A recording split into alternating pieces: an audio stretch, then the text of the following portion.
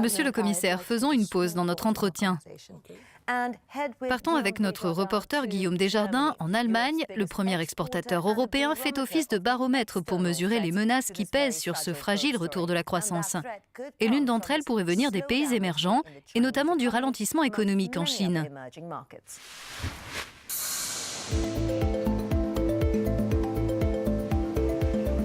Rainer Hundsdörfer en connaît un rayon sur les pièces qui empêchent vos appareils de chauffer. C'est la spécialité de son entreprise. En une cinquantaine d'années, ses effectifs sont passés de 35 à plus de 12 000 salariés aujourd'hui. Ces produits Deutsche Qualität s'exportent dans le monde entier. EBM Pabst vend 75% de ses produits à l'extérieur de l'Allemagne, en Italie et en France, où nos ventes sont en augmentation rapide. En Allemagne, la situation est bonne, où on va dire OK. En Amérique du Nord, c'est OK. En Chine, il y a un ralentissement, mais ça reste en progression. Et sur nos marchés dans le reste de l'Asie, les choses vont assez bien. Et quand les exportations vont bien, ce sont les emplois en Europe qui se multiplient. Reste que le contexte économique de ces pays clients de cette entreprise a changé.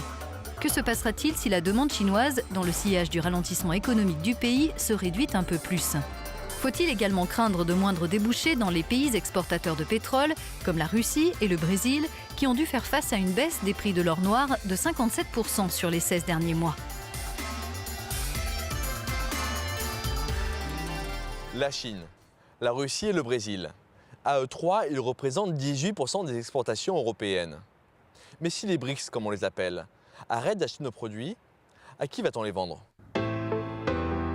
À la Bundesbank, la banque centrale allemande, on reste confiant et on estime que les difficultés des pays émergents n'affecteront pas la reprise en Europe.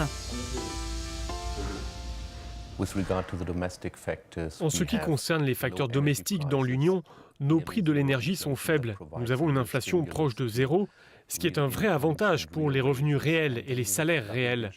Et ensuite, nous avons des taux d'investissement à 2 chiffres dans certains pays, dans les équipements, par exemple au Portugal, en Espagne et en Irlande.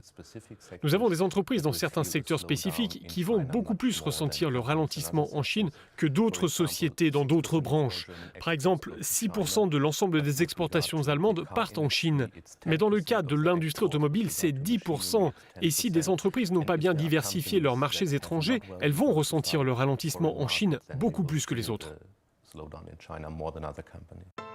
Au sujet des BRICS, l'institution allemande estime que leur croissance va faiblir, mais qu'en Europe, les conséquences resteront limitées. Cela va amener à une réduction du taux de croissance dans la zone euro de 0,2 points de pourcentage. Donc ce n'est pas tant que ça. Ce qui bien sûr peut résulter d'un ralentissement peu sévère, c'est de l'incertitude, de la volatilité sur les marchés financiers. Nous devons garder l'esprit ouvert et toujours chercher de nouveaux marchés. Quant à la Chine, d'après la Bundesbank, elle restera quoi qu'il arrive un partenaire commercial important.